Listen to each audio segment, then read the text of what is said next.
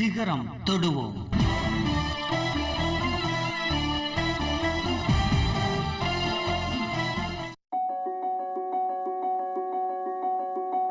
வணக்கம் வணக்கம் வணக்கம் தமிழ் உறவுகளுக்கும் விவித் பாரதி தமிழ் FM 102.3 நேயர்களுக்கும் இந்த மென்மையான மெலடியான மாலை பொழுது. இது ஒரு பொன் மாலை பொழுதில் வணக்கம் சொல்லிக்கிறது நான் ஆர்ஜே ஆனந்தே தான். சிகரம் துருவம் நிகழ்ச்சியில் இன்றைக்கி சிறப்பு விருந்தினராக விக்ரம் அவர்கள் தான். ஸ்டாண்டப் காமெடியன், யூடியூபர் அப்படின்ட்டு அவர் வந்து ஒரு பன்முக கலைஞர்னு சொல்லலாம். ஸோ மேடை இந்த நகைச்சுவை அப்படின்றதே ஒரு கலை தான். அந்த கலையை எடுத்து பொதுவாக நமக்கு காமெடி பண்ணுறவங்களும் ரொம்ப பிடிச்சிரும். அது வந்து நம்மளை சிரிக்க வைக்கிறவங்களும் ரொம்ப ரொம்ப பிடிக்கும். அப்படி விக்ரம் அவர்களையும் நிறைய பேருக்கு ரொம்ப ரொம்ப பிடிக்கும். அவர் தான் இன்றைக்கி நம்ம சிகரம் துருவம் நிகழ்ச்சியோட சிறப்பு விருந்தினராக வந்துருக்காரு. முதல்ல வந்து நம்ம விக்ரம் ப்ரோட்ட ஒரு வணக்கம் சொல்லி வரவேற்பு கொடுத்துக்கலாம். வணக்கம் விக்ரம் ப்ரோ. வணக்கம் ப்ரோ. வணக்கம் வணக்கம். ரொம்ப ரொம்ப சந்தோஷம். நாம எங்க இருக்கோம் அப்படின்ற ஃபீல் ஆகுது உங்களுக்கு? ஆமாம் ஆமாம் ஆமாம். இதுதான் என் ஃபர்ஸ்ட் டைம் நான் ஒரு ரேடியோ ஸ்டேஷனில் வந்து லைவ் இன்டர்வியூ பண்ணுறது தான் ஃபர்ஸ்ட் டைம். ஸோ ஏன்னா வந்து டெல்லி, சென்னை நம்ம எங்க இருக்கோம் அப்படின்ற ஒரு டவுட் நமக்கே வந்துடும் அப்படின்ற மாதிரி ரொம்ப ரொம்ப முதல்ல சந்தோஷம். ஏன்னா வந்து பல அங்கே வர முடியுமா வர முடியாதா அப்படி இப்படின்னு சொல்லிட்டு கரெக்டாக அந்த சொன்ன கமிட்மெண்ட்டுக்கு வந்துடுறீங்க. அதுதான் வந்து அந்த அந்த ஒரு கமிட்மெண்ட்டுக்கான அழகே. ரொம்ப ரொம்ப சந்தோஷம்.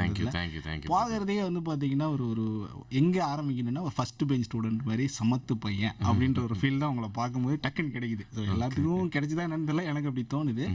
ஆனாலும் அந்த ஜோக் அப்படிங்கும்போது அந்த இடத்துக்கு அது எப்படி ஆரம்பிக்குது உங்களுக்கு? அந்த காமெடி அப்படின்ற ஒரு ஜோனுக்குள்ளே நம்ம போகிறோம், இது நம்ம ப்ரொஃபஷனாக எடுக்கலாம் அப்படிங்கும்போது இது சும்மா ஜாலியாக பண்ணதா இல்லை ஐடியா தானா?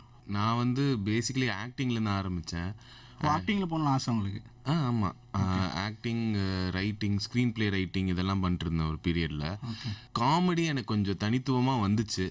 ஸோ அதனால நான் வந்து சரி இது கிளிக் ஆகுது, நம்மளுக்கு உங்களுக்கு சினிமா இந்த இண்டஸ்ட்ரி பற்றி தெரியும், media or whatever social media இண்டஸ்ட்ரியில் நம்மளுக்கு என்ன ஓடுன்னா நம்மளுக்கே தெரியாது. நம்மளுக்கு ஏதாச்சும் ஒன்று ஓடிச்சுன்னா அதை பிடிச்சி நம்ம டெவலப் ஆகிக்கணும். ஸோ காமெடி எனக்கு ரொம்ப ஸ்ட்ராங்காக இருந்துச்சு. மித்த விஷயங்களோட ரொம்ப எனக்கு கொஞ்சம் கிளியராக புரிஞ்சிச்சு. அதனால நான் காமெடி சூஸ் பண்ணி முதல்ல இதில் ஸ்டார்ட் பண்ணுவோம் நம்ம ஜேர்னியை, அதுக்கப்புறம் வளர வளர பார்த்துக்கலாம் அப்படின்னு. சினிமாவில் அந்த டைரக்ஷன், ஸ்க்ரீன் பிளேங்கிறது உங்களுடைய கோர் ஐடியா? அதுதான் இல்லை, எதுலையாச்சும் பண்ணி அப்படி சர்வைவ் ஆகணுன்றது தான் கோர் ஐடியா. இது இப்படி தான் பண்ணணும் அதுதான் பண்ணணும் இல்லை. நான் இன்ஜினியரிங் படிச்சிருக்கேன், அப்புறம் லா படிச்சிருக்கேன். ரெண்டுத்துலேயுமே ஜஸ்ட் பாஸ் தான் ஆனேன். சம்மந்தமே இல்லாமல் இருக்கேன் இன்ஜினியரிங். அது எங்கள் வீட்டில் எல்லாருமே லாயர்ஸு. ஸோ முதல்ல நான் லா படிக்கிறேன்னு சொன்னேன். 12th முடிச்சோன்னே லானா உனக்கு போலீஸ் ஸ்டேஷன் போகணும் வரணும் சரிப்பட்டு வராதுப்பா, இன்ஜினியரிங் படினாங்க. இன்ஜினியரிங் போனோன்னே என் ஃப்ரெண்ட்ஸோட சேர்ந்து நான் நாடகங்கள்லாம் பண்ண ஆரம்பித்தேன். காலேஜ் லெவலில் பிளேஸ்லாம் அது பண்ணோன்னே நம்மளுக்கு எனக்குள்ளே ஒரு சின்னதாக இருந்துச்சு அந்த ஆசை, நடிக்கணும் இதெல்லாம். பிளேலாம் பண்ணேன் நானே. ஜூனியர்ஸ்லாம் டைரக்ட் பண்ணுவோம், நம்மளே லைவாக கைத்தட்டலாம் வாங்குறது. ஓ அப்போ நம்மள்கிட்ட திறமை இருக்கு போல, நம்ம சினிமாவில் பெரிய ஆளாக வந்துடுவோன்னு டக்குன்னு ஒரு இது வந்தோன்னே அவங்க ஓ சினிமா போறியா அப்போ லா பண்ணியிருப்பா அப்படின்ட்டாங்க வீட்டில். 2 டிகிரியுமே வீட்டில் கேட்டதுக்காக தான் பண்ணேன். அண்ட் 2லுமே ரொம்ப ஜஸ்ட் பாஸ் தான். அதனால எனக்கு அது தெரியும், அதை நம்ம கெரியராக எடுக்க முடியாது. ஏன்னா நம்ம அதில் வந்து ஒரு ஏன்னா நம்ம ஒரு கெரியர்னு ஒன்று சூஸ் பண்ணுறோன்னா அதில் நம்ம வந்து நம்மளுக்கு உள்ளூர தோணும் இதில் நம்ம வந்து நம்பர் 1 ஆகிறதுக்கு வாய்ப்பு இருக்குன்னு. ஆகிறோம் இல்லைன்ற செகண்டரி, பட் அதை நோக்கி அது ஒரு பயணம் இருக்குல்ல, அந்த ஒரு தெளிவு இருக்கணும். எனக்கு அந்த 2 துறையிலையும் அது இல்லை. நாங்கள் போனோன்னா என் மைண்டில் எப்படி இங்கே போனால் நம்ம ஒரு ஆவரேஜாக இருப்போம், நம்மளை எப்போ வேணாலும் யார் வேணாலும் ரீப்ளேஸ் பண்ணிடலாம் ஈஸியாக அப்படின்னு எனக்கு தோணிடுச்சு. இதுவே இங்கே வந்துட்டோன்னா இது கிளிக் ஆகுமா ஆகாதான்னு எனக்கு தெரியாது. பட் இங்கே வந்துட்டோன்னா நம்மளுக்குள்ளே ஏதோ ஒரு சின்னதாக ஒரு இண்டிவிஜுவாலிட்டி இருக்குது, அதை ரெப்ளிகேட் பண்ணுறது கஷ்டம். ஸோ நம்ம இங்கே அவ்வளோ ரீப்ளேஸபிளாக இருக்க மாட்டோன்ற ஒரு கான்ஃபிடன்ஸ் எனக்கு இருந்துச்சு. அதனால நான் அப்படியே ஆர்ட் கலை துறையில் அப்படியே வந்துட்டேன். அதில் எப்படி ஸ்டாண்டப்புக்கு பக்கம் போகிறீங்க? ஏன்னா ஸ்க்ரீன் பிளே ஓகே, அது ஆக்சிடென்டலாக நடந்த ஒரு விஷயம் தான். எங்கள் கூட 2018 அந்த இது டைமில் தான் நிறைய ஓடிடிஸ்லாம் உள்ளே வருது. ஸோ அப்போ நீங்கள் அந்த ஃபீல்டில் பக்கத்தில் இருந்தீங்கன்னா ஆளுக்கு ரைட்டர்ஸ் தேடிட்டு இருந்தாங்க. ஏன்னா திடீர்னு ரைட்டர் பற்றாக்குறை இருந்துச்சு. அப்போ நான் ரைட்டர் ஆகிட்டேன், இதுதான் இப்போதைக்கு தேவை போலேன்னு. அப்போ இன்னொரு என்னோடய ஃப்ரெண்டு, நாங்கள் நாடகங்கள்லாம் பண்ணிருக்கும் போது அப்போ சுகன்யான்னு எனக்கு ஒரு ஃப்ரெண்டு இருந்தால், அவங்களும் ஒரு ரைட்டர். ஸோ அவங்க கூட வந்துட்டு ஒரு டிஸ்கஷன் அன்னைக்கு இருந்துச்சு. அவங்க சாயந்தரம் ஓப்பன் மைக்னால் ஸ்டாண்டப்பில் அதான் ஃபஸ்ட்டு ப்ராசஸ். நீங்கள் ஜோக் எழுதிட்டு போய் ஒரு ஓப்பன் மைக்கில் ட்ரை பண்ணுவீங்க. ஓப்பன் மைக்கில் ஒரு 5 பேர் 6 பேர் ஆடியன்ஸ் இருப்பாங்க. அவங்க சிரிச்சாதான் அது ஜோக்குன்னு நம்ம கன்சிடர் பண்ணலாம். அவங்க சிரிக்கலைன்னா அதை மாற்றி எழுதணும், ரீரைட் பண்ணிக்கிட்டே இருக்கணும்.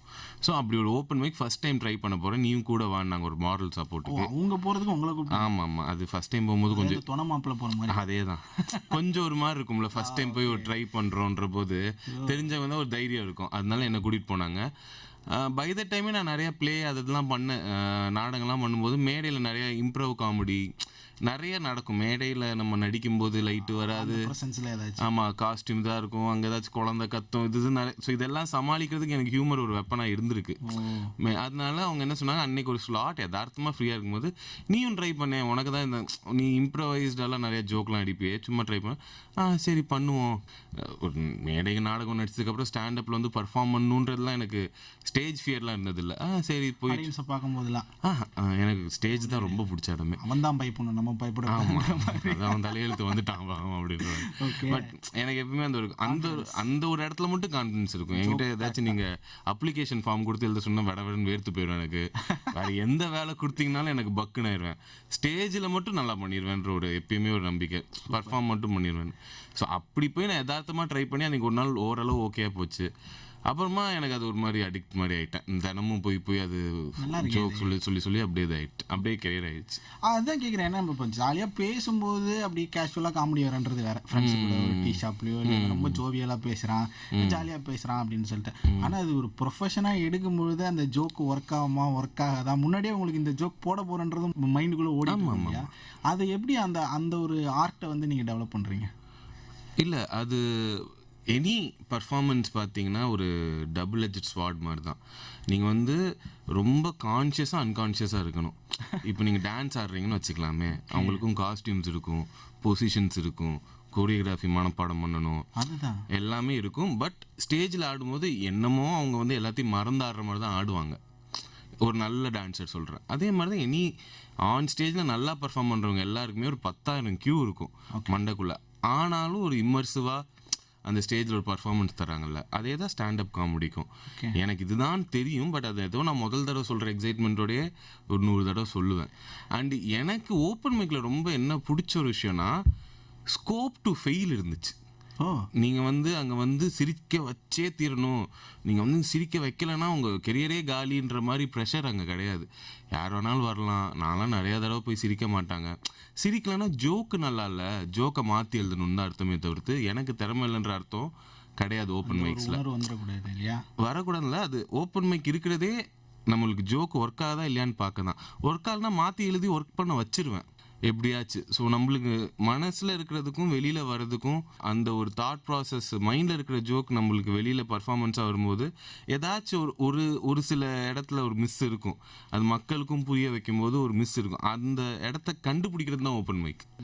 ஆகையால் எனக்கு அது ரொம்ப பிடிச்சிருந்துச்சு. என்னடா இங்கே வந்து மிச்சம் எங்கே போனாலுமே நம்மளுக்கு ஒரு தடவை தானே ஒரு இன்டர்வியூ போனோன்னா அது ஃபெயில்னா ஃபெயில், ஆடிஷன் போனோன்னா ஃபெயில்னா ஃபெயில். இங்கே அது கிடையாது. எவ்வளோ தடவை வேணாலும் வரலாம். நீங்கள் ஸ்லோவாக உங்கள் ஸ்பீடில் டெவலப் பண்ணலாம். நீங்கள் யாரோடையும் போட்டி போட தேவையில்ல. உங்களுக்கான விஷயத்த நீங்கள் டெவலப் பண்ணலாம் தனியான்றது வந்து எனக்கு ரொம்ப பிடிச்சிருந்துச்சு. அதனாலே எனக்கு ஸ்டாண்டப் மேலே அப்படி ஒரு அன்பு, பாசம், அரவணைப்பு எல்லாம் வந்துருச்சு.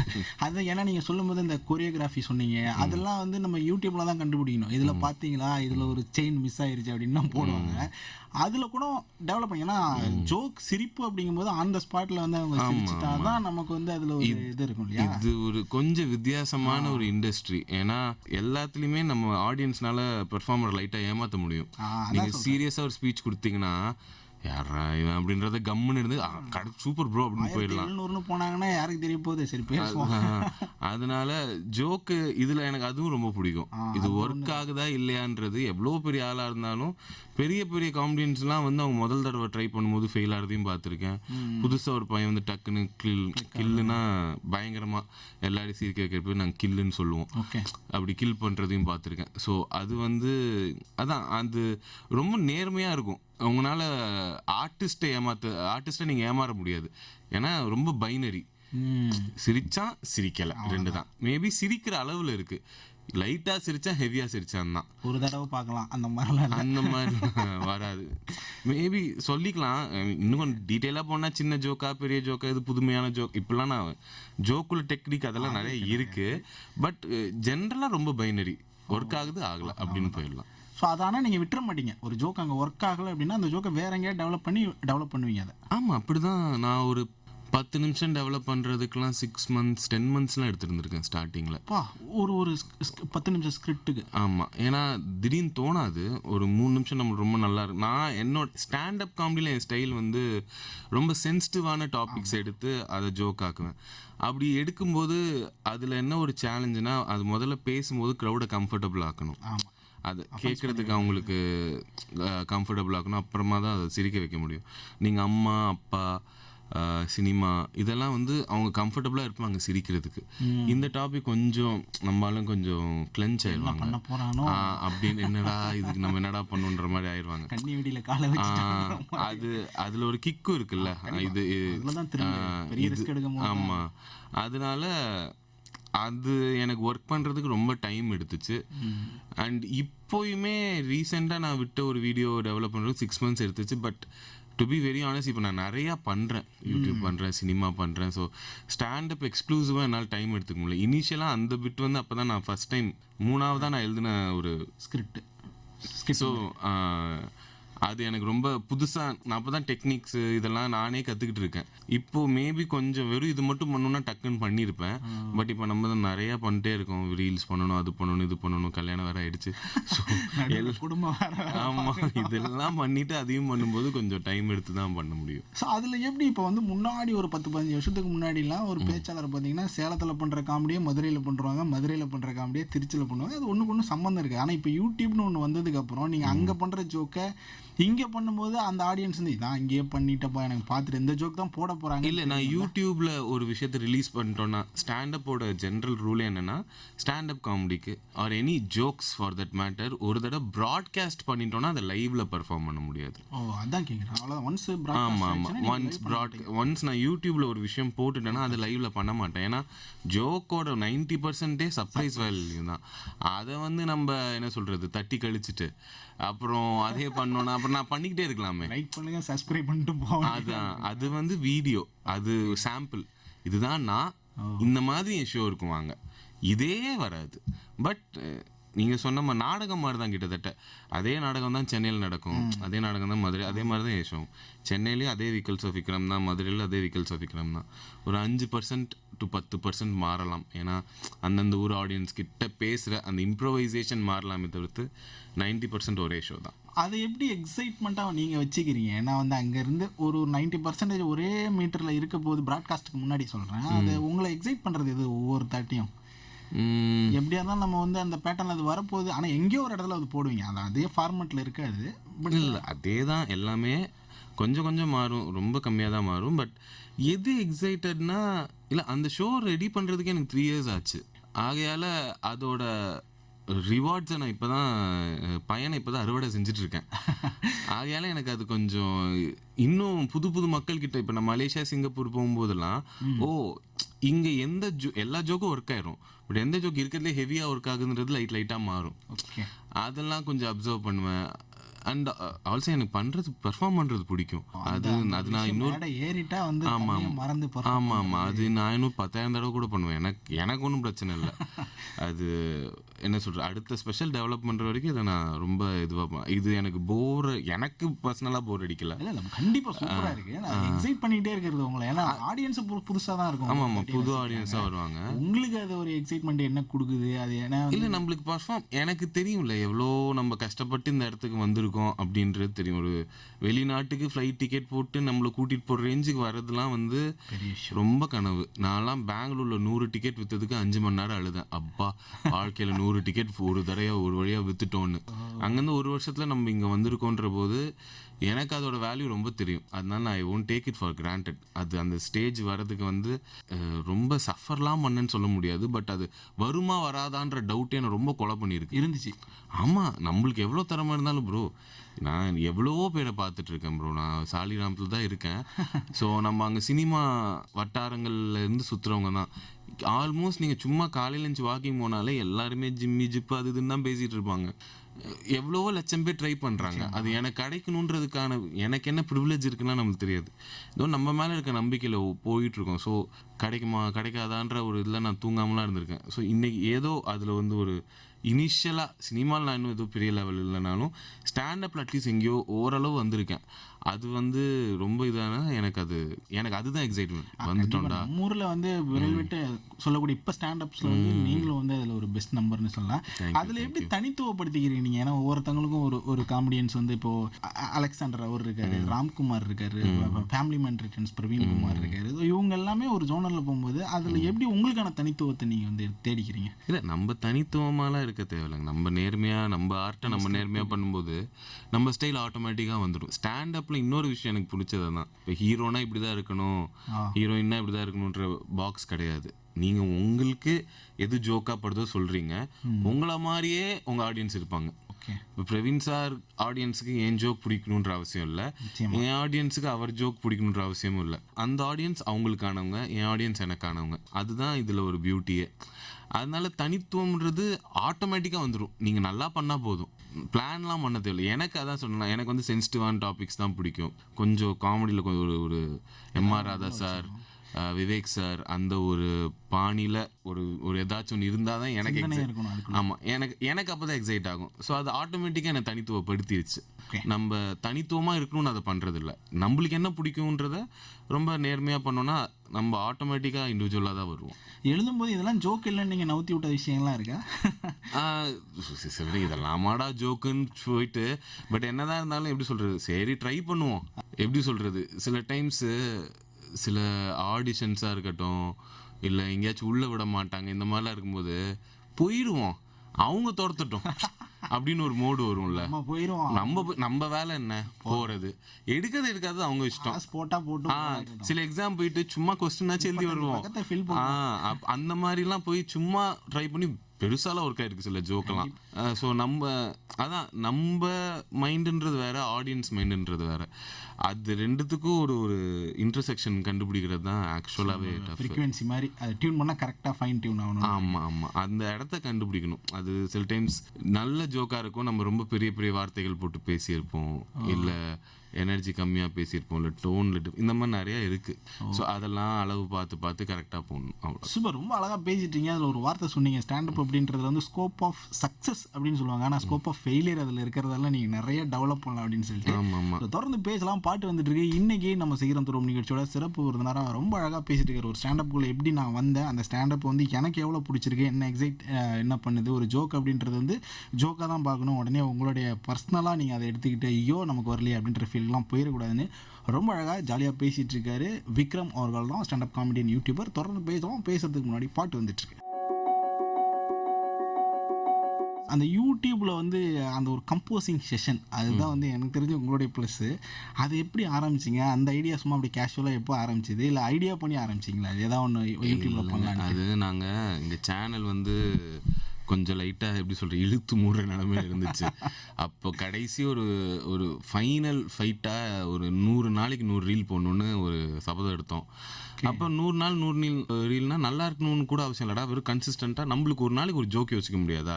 ஒரு நாளைக்கு ஏதோ ஒரு ஜோக்கு, அது இப்படி தான் இருக்கணும் அப்படி தான் இருக்கணும்லாம் எதுவுமே கிடையாதுன்னு சொல்லிட்டு ஒரு நாளைக்கு ஒரு ஜோக்குன்னு யோசிச்சு அப்படி போடும்போது ஒன் ஆஃப் தி ஜோக்ஸாக இது வந்துச்சு. என் வீட்டு கீழே டப்பிங் ஸ்டுடியோ இருக்குது, அங்கே ஆள் இல்லாத போது போயிட்டு இந்த மாதிரி நாங்கள் எடுத்துக்கலாம். ஓகே, அப்படி போய் ஒரு நாளில் ஒரு ஜோக்கு இல்லை வந்து வந்தது தான் இந்த ஒரு. ஆமாம், எல்லாமே ரேண்டமாக யோசிச்சது தான், ஒன்றும் இது ஹிட் ஆகும்னு பிளான்லாம் பண்ணல. இன்ஃபேக்ட் ஜெகன் ப்ரோ வந்து ஒரு ஜோக் வச்சுருப்பார் முன்னாடி, தள்ளி போகாதே பாட்டில் வந்து அப்பர்னான்னு ஒரு புது சிங்கர் இன்ட்ரடியூஸ் ஆகிருப்பாங்க. அவங்க வந்துட்டு வெறும் அந்த பாட்டில் வந்துட்டு ஓ ஓ ஓ ஓ மட்டும்தான் பாடியிருப்பாங்க. அதை அவர் இதில் ஜோக்காக வச்சுருப்பார். இந்த மாதிரி அந்த பொண்ணு எவ்வளோ ஒன்று ஆசைப்பட்டிருக்கோம், ஆஸ்கர்லாம் வாங்கியிருக்காரு, ஏஆர் ரஹ்மான் சார் கிட்ட பாட போகிறோம் சூப்பர்னு நினச்சிட்டு வந்தால் வெறும் ஓ ஓ ஓன்னு சொல்லியிருந்தார்.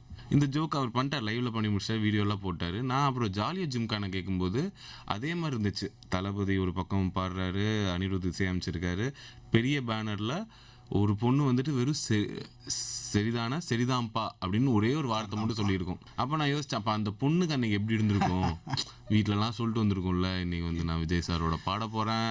ஐ மீன் டெக்னிக்கலாக லாஜிக்கலாக பார்த்தா இருக்காது, பட் ஒரு ஜாலியாக யோசிச்சு பார்த்தோன்னா அதுக்கு அப்படி தானே இருந்திருக்கும். பாட போகிறேன், அனிருத் சார் கூட பாட போகிறேன், அது இதுன்னு நினச்சி வந்து சரிதான்ப்பாவோட போமா அப்படின்னு சொல்லிட்டாங்களே அப்படின்ற அந்த ஒரு ஃபன்னியாக தோணுச்சு. இந்த ரெண்டுமே ஒரே பேட்டர்னில் இருந்துச்சு. சரி, நான் என் பெட்ரூமில் தான் ரீல்ஸ் எடுத்துகிட்டு இருப்போம் அன்றைக்கி. சரி, கீழே தானே ரெக்கார்டிங் ஸ்டுடியோ இருக்குது, அங்கேயே போய் எடுத்துருவோம், எதுக்கு நம்ம பெட்ரூமில் வச்சிருக்கோம், அங்கேயே மைக்கெலாம் இருக்கும், ஒரு ஏஸ்தட்டிக்காக பார்க்க நல்லா இருக்கும்ல அப்படின்னு சொல்லிட்டு எடுத்தோம். அது அப்போது அந்த தான் 50K போச்சு.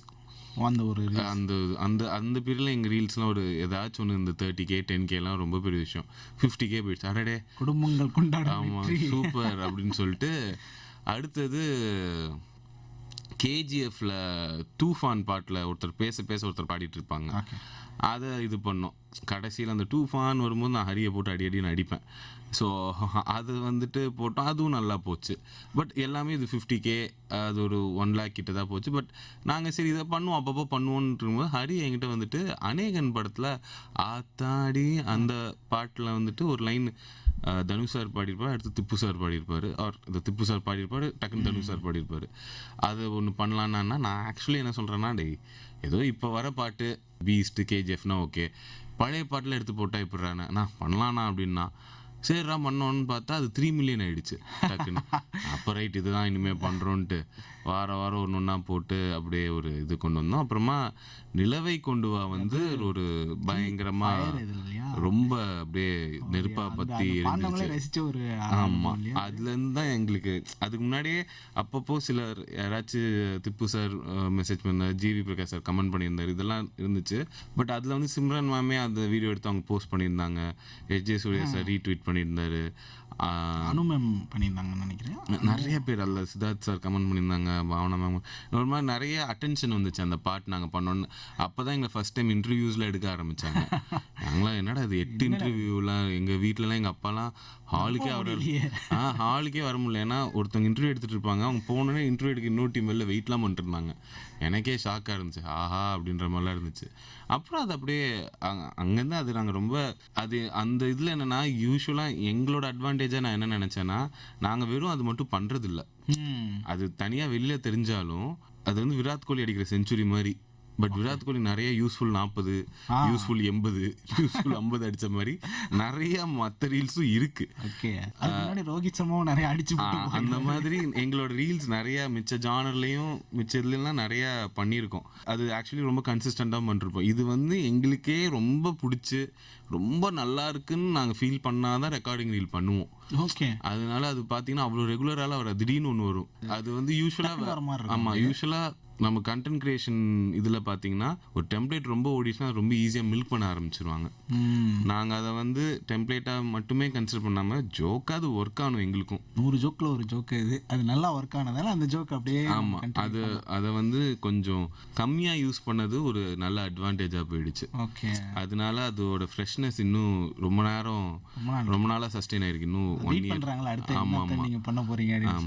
அது ஆனால் வந்து நிறைய ஆல்ரெடி ஒரு லெஜெண்ட் அதை வந்து கிரியேட் பண்ணிட்டாங்க, இன்னொரு லெஜெண்ட் பாடிருக்காங்க. அதை நம்ம எடுத்து அதில் ஒரு ஜோக் பண்ணும்போது சில நேரம் பேக் ஃபயர் ஆகிறதுக்கு வாய்ப்பு இருக்காதுல்ல? இல்லைங்க, நான் காஸ்டிசம் ரிலிஜன் பற்றிலாம் ஜோக் பண்ணிட்டேன். அதனால எனக்கு வந்து சினிமா சாங் தானே எடுத்து பண்ணுறோம், இட்ஸ் ஜஸ்ட் இன்டர்பிரிட்டேஷன். நம்ம அவங்கள அஃபெக்ட் பண்ணலை, அவர் அவங்க கேரக்டரை டிஃபேம் பண்ணல, அவர் பர்சனல் லைஃப் எடுக்கல, அவங்க பப்ளிக்கில் ஒரு ஒர்க்கு கொடுத்துருக்காங்க. அதுவே அது ஆர்ட், அதை பப்ளிக் எடுத்து ரீஇன்டர்பிரேட் பண்ண தான் போகிறாங்க. அதை வந்து தடுக்கவே முடியும். நான் ஏதாச்சும் ஒன்று வெளியில் கொடுத்ததுக்கப்புறம் பப்ளிக்கு அவங்க அதை இன்டர்பிரேட் அவங்க இஷ்டத்துக்கு தான் பண்ணுவாங்க. இது எங்களோட இன்டர்பிரிட்டேஷன், அவ்வளோதான். அண்ட் நாங்களும் கொஞ்சம் ரெஸ்பெக்டபுளாக தான் வச்சுருப்போம். நாங்கள் அந்த பேட்டர்னில் போனதுக்கப்புறம் சிலர் ஸ்டூடியோ ரீல்ஸ் நிறையா பண்ணும்போது கொஞ்சம் என்ன சொல்ல காப்பி அடிக்கிறாங்க அப்படிலாம் பண்ணாங்க. நாங்கள் அந்த மாதிரிலாம் பண்ண மாட்டோம். வி வில் ரெஸ்பெக்ட் தட், அது ஏதோ க்ரியேட்டிவான ஒரு விஷயம்தான்ற மாதிரி தான் பண்ணுவோம். ஓகே, ஸோ அதில் வந்து பார்த்தீங்கன்னா நிறைய வந்து ரீல்ஸ் போடும்போது ஒரு பாட்டு வந்து இந்த பாட்டு எந்த பாட்டுன்னு எப்படி சூஸ் பண்ணுறீங்க? அந்த பாட்டு ரேண்டம் தாங்க, ஸோ அப்படியே கிளிக் ஆகிறதா? ரேண்டமாக ஏதாவது கேட்கும்போது நல்லா இருக்குல்ல, இது ஹிட்டான ஒரு பாட்டை எடுப்போம். இப்போ வந்து லியோ படத்தில் கருப்பாயி அது நம்ம எங்கேயோ எப்பயோ ஹிட்டான மட்டும் ஒன்று டக்குன்னு வச்சாங்க, ஹிட் ஆயிருச்சு. அந்த மாதிரி உங்களுக்கு பிளேலிஸ்ட் எதுவும் இருக்கா அப்படின்னு கேட்குறேன். இல்லை, இப்போ கருப்பாய் ஓடுதுன்னா அதை எடுத்து ஒரு தடவை ஒரு 10 தடவை கேட்போம், இது ஏதாச்சும் பண்ண முடியுமான்னு. எனி பாட்டு புது பாட்டு வந்து ஹிட் ஆச்சுனாலும் கேட்போம், ஏதாச்சும் பண்ண முடியுதான்னு. கேட்டு கருப்பாயில் ஒன்று 2 மூமெண்ட்ஸ் செஞ்சதை தவிர்த்து எதுவும் பெருசாக உட்காரல. அப்போ இதை பண்ண வேணாம் அப்படி விட்டுருவோம். இப்போ கருப்பை ஹிட் ஆயிருக்குன்னு தெரிஞ்சனால ஃபோர்ஸ் பண்ணி அதில் ஒரு ரெக்கார்டிங் ரீல் பண்ண மாட்டோம். இயல்பா அமையணும். ஆமாம், ரஞ்சிதமே வந்துச்சு ஒரு இடத்துல உட்காந்துச்சு, ராவடி ஒரு இடத்துல உட்காந்துச்சு. ஸோ அது வி வில் வெயிட். ஏதாச்சும் ஒரு பாட்டு இப்போ பொன்னியின் செல்வன்ல ஏமாய் அப்படின்னு ஒரு பாட்டு வரும்ல, பொன்னி நதி சாங் எல்லாரும் பண்ணுங்க எங்களுக்கு அனுப்பிச்சாங்க. பட் நாங்கள் பண்ணுறதுக்கு முன்னாடி நிறைய மீம் பேஜில் வந்து அது மீம் டெம்ப்ளேட்டாகவே மாற்றி கிண்டல் பண்ண ஆரம்பிச்சிட்டாங்க. ஸோ ஆஸ் ஜோக்கில் இன்னொரு ரூல் நான் என்ன வச்சு கொஞ்சம் ஒரிஜினலாக இருக்கணும்னு பார்ப்பேன். நம்ம அவங்க பண்ணிட்டாங்க, சரி இது நம்ம வருஷனாவும் பண்ண முடியாதுன்ட்டு. 102.3 FM. இன்னைக்கு சீக்கிரம் தோறும் நிகழ்ச்சியோட சிறப்பு விருந்தினராக ஸ்டாண்டப் காமெடியன் யூடியூபர் விக்ரம் அவரோட தான் பேசிகிட்டு இருக்கோம். ரொம்ப நிறைய விஷயங்கள் வந்து ஒரு ஸ்டாண்டப்ன்றது எப்படி இருக்கும், அவர் அந்த ஸ்டாண்டப் எப்படி எடுத்துக்கிறாரு, பர்ஃபார்ம் பண்ணுறதுலாம் அப்படி ரொம்ப ஜாலி பார்ப்பேன். எனக்கு எவ்வளோ தூரம் மேடையில் இருக்கணும் அவ்வளோ தூரம் எனக்கு ரொம்ப பிடிக்கும். அதுதான் வந்து எனக்கு பிடிச்ச விஷயத்தை செய்யும்போது டைம் போகிறதே தெரில அப்படின்வாங்களா, அந்த மாதிரி தான். மேடை ஏறிட்டேன்னா எனக்கு ரொம்ப ஜாலியாக இருக்கணும். சூப்பராக பேசிகிட்டு இருக்காரு. இதில் சொல்லிட்டு இருந்தீங்க அந்த யூடியூப்பில் வந்து 100 ஜோக்கில் ஒரு ஜோக்காக அந்த ரீல்ஸ் வச்சேன் அப்படின்னு சொல்லிட்டு. ஸோ அதில் வந்து ஒரு பாராட்டு வந்து இந்த ராபடி சாங்குன்றது வந்து பெரிய லெவலில் ரீச் ஆச்சு. ரஹ்மான் சாரை மீட் பண்ணுறதுக்கான வாய்ப்பு அதன் மூலம் இருந்துச்சு. அந்த மொமெண்ட் எப்படி இருந்துச்சு? ஃபர்ஸ்ட் தாட்டி அவர்கிட்ட மீட் பண்ணும்போது உங்கள்கிட்ட என்ன சொன்னார்? இல்லை, எனக்கு என்ன மீட் பண்ணிட்டு அவர் முன்னாடி பர்ஃபார்ம் பண்ணணும்னு சொல்லியிருந்தாங்க. ஓ, அது முன்னாடி சொல்லிட்டாங்க? ஆமாம், அவர் முன்னாடி பர்ஃபார்ம் பண்ணணும்னு சொல்லியிருந்தாங்க. ஸோ அது கொஞ்சம் ப்ரெஷரில் இருந்தேன். ஏன்னா ரீல் வந்து 50th century. ஆமாம், ரீல் வந்து டிஜிட்டல் என்ன பிரச்சனை ஒரு சந்தோஷம்னா பிடிச்சவங்க சிரிக்கிறாங்க, கமெண்ட் பண்ணுவாங்க, பிடிக்காதவங்க கடந்து போயிடுவாங்க. லைவ்ல வந்து சிரிக்கலைன்னா தொக்கா மாட்டிக்குவோம், ஆஹா நல்லா இல்லை போலேன்னு.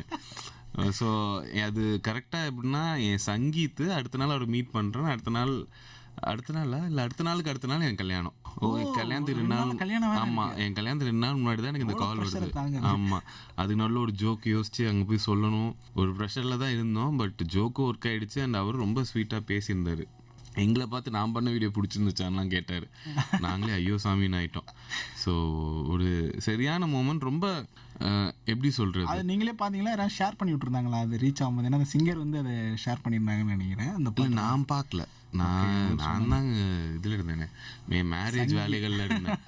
அது மிச்சம் எல்லாரும் இப்படி ரஹ்மான் சார் ரீக்ரியேட் பண்ணிட்டாருன்ற போகும்போது நான் ரொம்ப ஷாக் ஆகிட்டேன். ஏன்னா எனி கிரியேட்டருக்கு வந்து என்ன வேணால் என்னை விட நிறைய ஃபாலோவிங் இருக்கிறவங்க இருக்கலாம், என்னோட பயங்கரமானவங்களா இருக்கலாம். ஆனால் யாருக்குமே ரஹ்மான் சார் வந்து ஒரு கண்டென்ட் கிரியேட்டரோட இதை எடுத்து ரீக்ரியேட் பண்ணியிருக்காருன்ற பெருமை கிடையாது.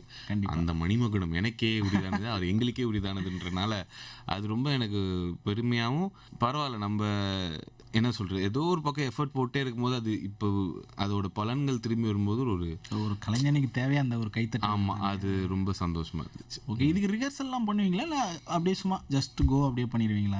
அந்த மாதிரியான ரிஹர்சல்னு இல்லை, பட் நாங்கள் டேக்கு போகும்போது ஒன்றுனா ஒரு 6-7 டேக் நடக்கும்.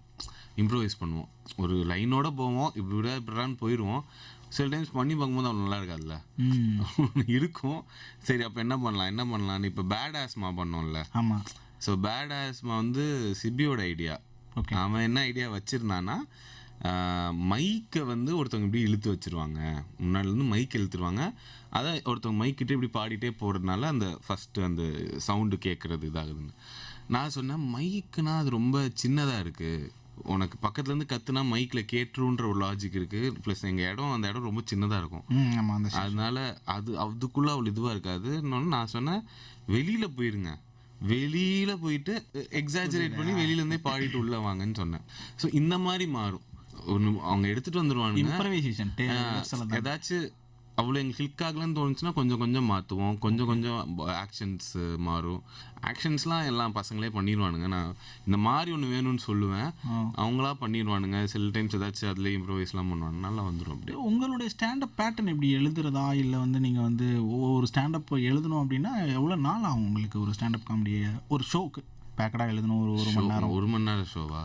ஃபஸ்ட்டு ஷோக்கு 3 வருஷம் ஆயிருக்கு எழுதி முடித்து கொண்டு வர. அது லைவ் ஷோஸ் வந்து எப்பயுமே எவால்வ் ஆகிட்டே இருக்கும். இப்போ கூட அதில் ஒரு ஜோக்கு ஆட் பண்ணேன், அப்புறம் ஒரு 10 நிமிஷம் எடுத்து ரிலீஸ் பண்ணேன். ஸோ அது டைம் ஆயிடுச்சு. அது 2018 ஆரம்பிச்சு 2021 தான் ஃபஸ்ட்டு ஷோ பண்ணேன். ஸோ 2018 எழுதின ஜோக்ஸ் அதில் இருக்குது. கிளிக் ஆகுதானா? அது ஸ்டாண்டப்பில் அந்த மாதிரி எழுதிக்கணும். இப்போ நம்ம, ஏன்னா எனக்கு தெரியும், இப்போ நம்ம ஒரு ஸ்டாண்டப் ஷோ எடுக்கிறோன்னா அது வந்து ஒரு 2 வருஷம் அதை வச்சு என்னோட பொழப்பு ஓடும்போதுன்னு எனக்கு தெரியும். அது வந்து அந்த மாதிரி டெப்த் இருக்கிற ஜோக்ஸ் எழுதிக்குவேன். இப்போ நம்ம ரெஃபரன்ஸ் ஜோக்ஸ்ன்னு சொல்லுவோம் நாங்கள். அந்த மாதத்துக்கு ஒரு விஷயம் நடந்துட்டு இருக்கும். ஒரு இப்போ வேர்ல்ட் கப் நடக்குதுன்னு வச்சுக்கோங்க, இதை பற்றி ஒரு ஜோக் அடித்தேன்னா அது அந்த மாதத்துக்கான ஒரு ஜோக்காக தான் இருக்கும். அதை தாண்டி போகும்போது அது கொஞ்சம் பவர் கம்மியாயிரும். அதே ஒரு எமோஷ்னல் மேட்டராக எடுத்துட்டோன்னு வச்சுக்கோங்களேன், வீடு, அம்மா அப்பா, இந்த சொசைட்டல் இஷ்யூஸ், இதெல்லாம் அன்ஃபார்ச்சுனேட்லி அழியாது. அதனால அதை நம்ம ரொம்ப நேரத்துக்கு பண்ணலாம். அந்த மாதிரி எடுத்துக்குவேன். ஸோ அந்த 3 வருஷங்கிறது எப்படி உங்கள் மனநிலை மாறும்? வந்து நம்ம எவால்வ் ஆகிட்டு இருக்கோம் அப்படின்றதால, இல்லை ஏதோ ஒரு இடத்துல என்ன ரொம்ப போய்கிட்டு இருக்கு அப்படின்ற மாதிரிலாம் எதுவும் வந்து உங்களுக்கே ஒரு சோர்வு ஏதாவது அயர்வு ஏற்படுமா? இல்லை, நான் இந்த ஒரு பீரியடில் கொரோனா டைம்லன்னு நினைக்கிறேன், லாக்டவுன்ஸ். ஆமாம், அப்போ வந்து திடீர்னு டிவி ஸ்டார்ஸ் எல்லாருமே நடுவில் வந்து யூடியூப் சேனல் ஆரம்பித்தாங்க தெரியுமா? ஒரு ரஷ்ஷா ஜூமில் டக்குன்னு எல்லாருமே வந்து ஆரம்பித்தாங்க. அப்போ அவங்க பேர் நான் சொல்ல விரும்பல. ஒருத்தவங்களுக்கு டயரியா வந்து அவங்க அட்மிட் ஆனாங்க. அந்த வீடியோ வைரல் ஆகிட்டு இருந்துச்சு. அப்போ நான் கொஞ்சம் ஷாக் ஆகிட்டேன். ஏன்னா நம்ம எழுதி ஸ்கிரிப்ட் பண்ணி ஏதோ பண்ணுறோம் போல், அவங்க ஏதோ டயரியா வந்ததை போய் வீடியோ எடுத்து ஹாஸ்பிட்டல்லேருந்து லிட்டரலாக வீடியோ எடுத்து போட்டு மில்லியன்ஸ் வியூஸ். வயிற்றுச்சலாக கூட இருந்திருக்கலாம்.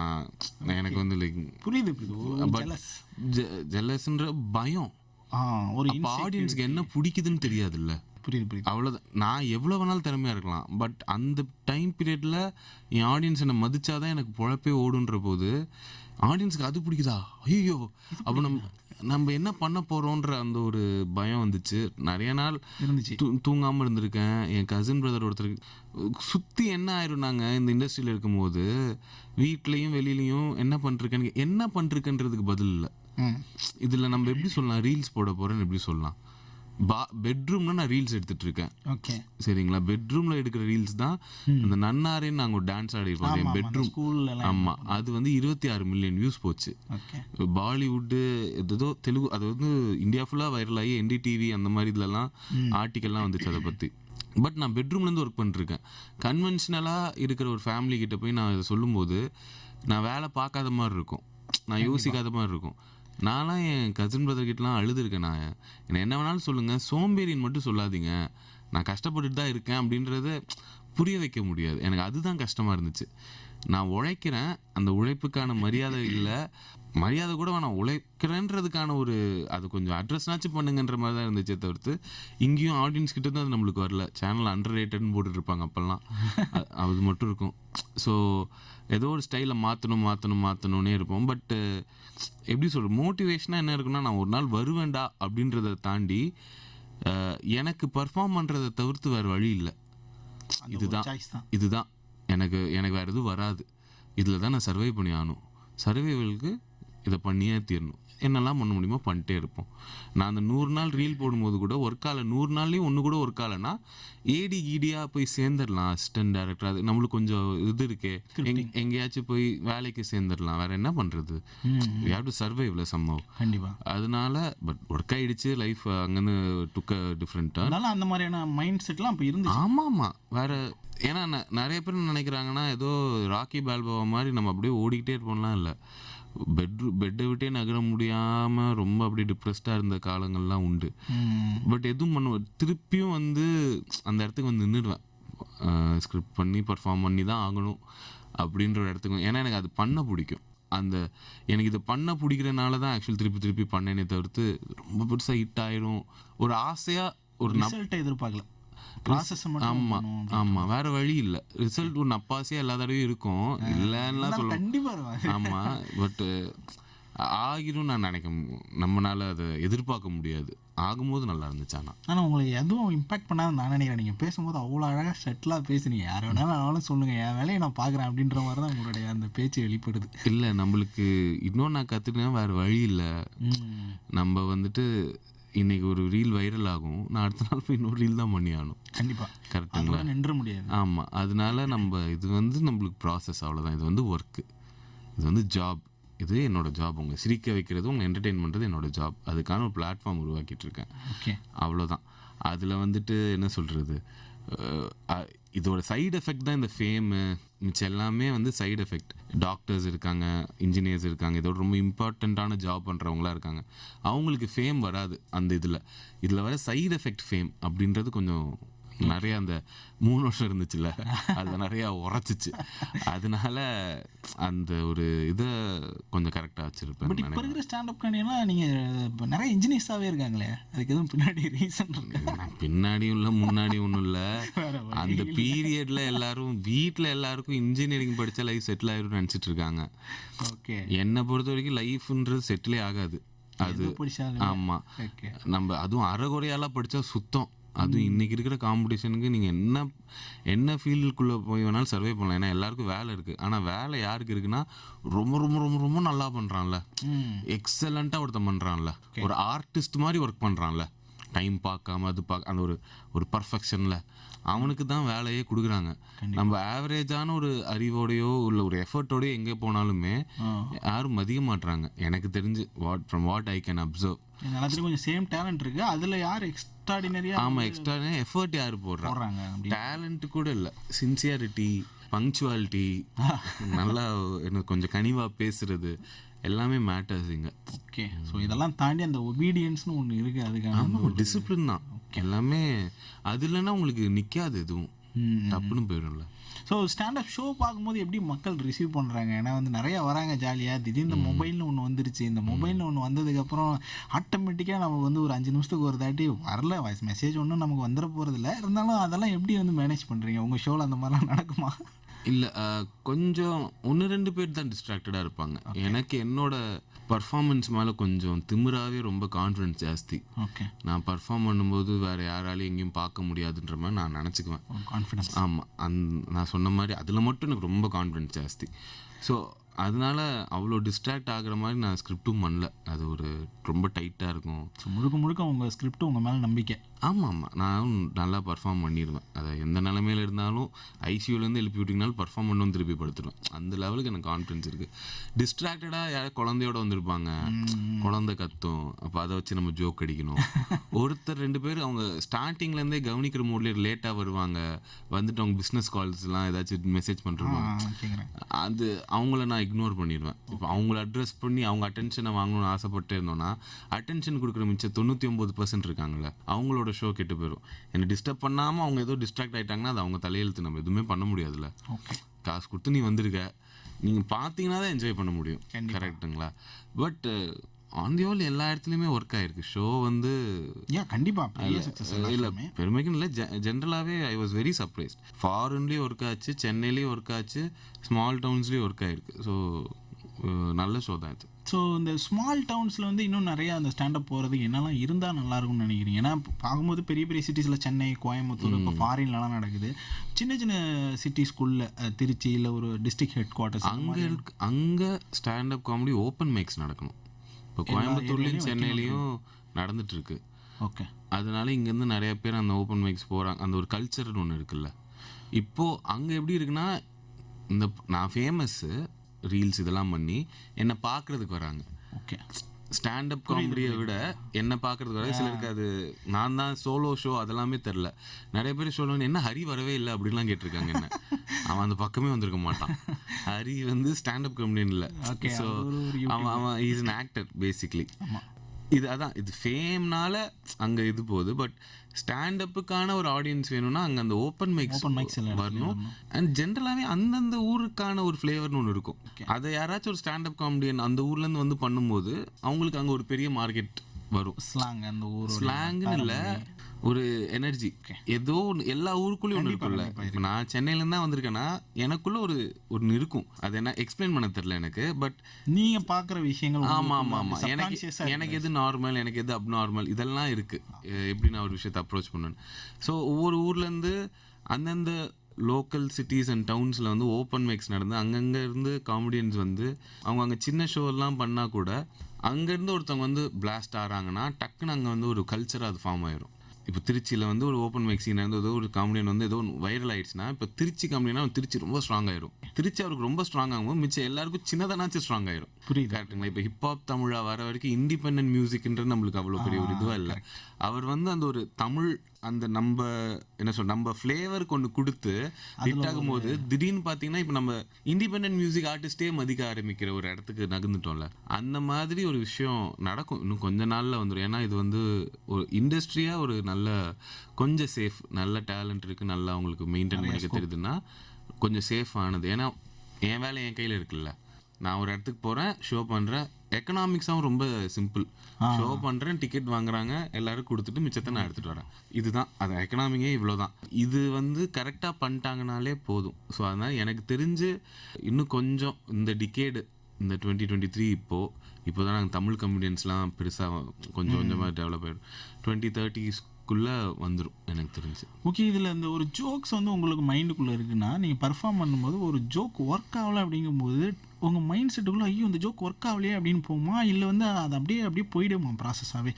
திடீர்னு நம்ம ஒரு எக்ஸாம் ப்ரிப்பேர் பண்ணிட்டு போகிறோம், இந்த ஒன்று மறந்துட்டோன்னா ஐயோ விட்டுட்டேனே அப்படின்ற ஒரு ஃபீல் நமக்கு பொதுவாக இருக்கும். இந்த இன்ஃபீரியாரிட்டி ப்ளஸோ இல்லை வந்து நமக்கு இந்த ஜோக் ஒர்க் ஆகலைன்னா அடுத்த ஜோக்குக்கான கான்ஃபிடென்ஸ் அது எப்படி கிடைக்குது உங்களுக்கு?